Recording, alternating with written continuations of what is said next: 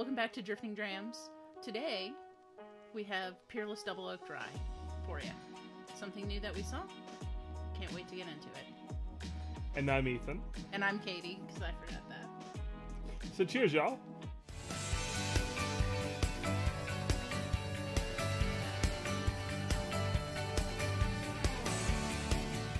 All right. So, Peerless Double Oaked Rye, we had always seen single barrels being released at the distillery for distillery only, and didn't realize it was a wide release. We went up to Kentucky a couple weeks ago and saw this on the shelf, and very surprised to see it. This one comes in at 110 proof, and it's a pretty bottle. 110 flat. So that's kind of fun because they do all these at barrel proof. They don't proof them down at all. So this one happened to come out at 110 on the nose. It's interesting. Yeah, very cool. Yeah. So the other thing that's interesting about Peerless is their little code is right on the label, and it's not that hard to define or to Decipher. Decipher. I was divine. That's what I was looking for. So yeah, I got there. It took me a second, but I got there. Sure. But yeah, so it starts with the year, the month, the day, and then I guess maybe the barrel number. But this one was bottled in, or it was barreled in June of 15. So this is I don't know if there's a barrel date on there, or a bottle date.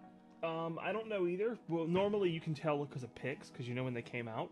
But, so, I mean, assuming, because this stuff doesn't last long, right? So this was released in the last 6 months at the least, or at the most. So, I mean, yeah, you're looking at a 6.5 year whiskey, and come out of Peerless, that's old stuff. Yeah. Peerless is one of our favorite kind of craft distilleries.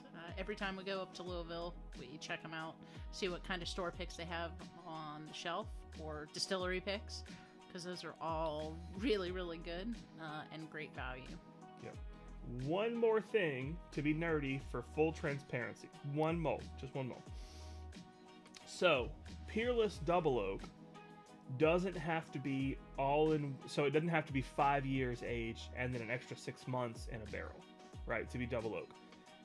They are using it in a more literal sense. So if they have a barrel that after 6 months starts to leak, they can't afford to have that barrel leak for the next 5 years. So they will rebarrel it right then. Well, that makes it a Double Oak product. So keep that in mind. It's a little bit different definition of Double Oak. It's still completely valid, and I still appreciate it. I like that they're so transparent about it. They mention it a couple of times in press releases and stuff. Okay, that's real nerdy. I gotta get in this nose. Yep. Tons of rye spice. Molasses. Yeah, it's not as much vanilla as I expect off a Double Oak. Citrus. Yeah, it's more rye notes. There's a little bit of vanilla, a little bit of barrel spice in there, but I'm still getting a huge amount of rye notes off this. There comes the vanilla. And the double oaked. Yep. Being able to tell that it's double oaked. Wow. That vanilla is the whole first half of this whiskey.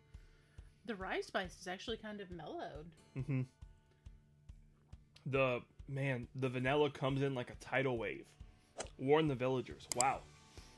The whole first half of that palate is just vanilla, but it's slow. It starts off and you're like, okay, this is kind of tame, and then it just hits you. Wow. I'm getting a little bit of citrus on the back end of that too. Are you? Man, citrus and molasses, but the vanilla is overpowering. Yes, overpowering at first. I'll give you molasses, and I do get a little bit of an oiliness, maybe a citrus on the nose that I wasn't getting the first time. So this one's definitely changing as I adjust to it. Smells fantastic. The nose is more nuanced actually after the first sip. Now I'm getting a ton of barrel char on the second sip. Tons of barrel char. Yeah, I agree. The vanilla has kind of taken a step down and the barrel char has stepped up. Citrus is still punching through for me, like mid-palate. I'm a fan. I'm definitely a fan. I'm still hunting for that citrus on the palate. I can't find it, but like seriously, this is vanilla barrel spice with baking spice mixed in liberally. This is what a double oaked rye should be. It's punchy, even though it's 110 proof. It drinks every bit of that in a really good way. It has a lot of volume. Wow. Yeah, just wow. Man, Peerless really knocked it out of the park with this one. We did not get our hands on any of the single barrel releases of this at the distillery anytime. We'd miss it by like a few days every time. So really happy they decided to start doing it more widely available.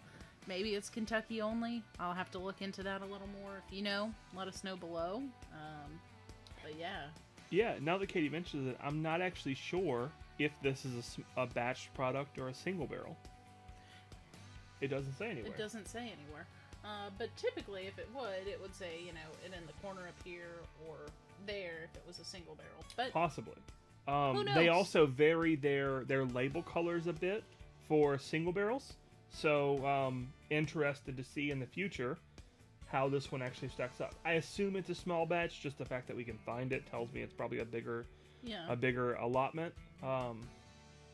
But yeah, this is the hitter bottle. It's exactly what a double oak rye should be. Full of flavor, full of proof. Man, does not disappoint in any way. Absolutely.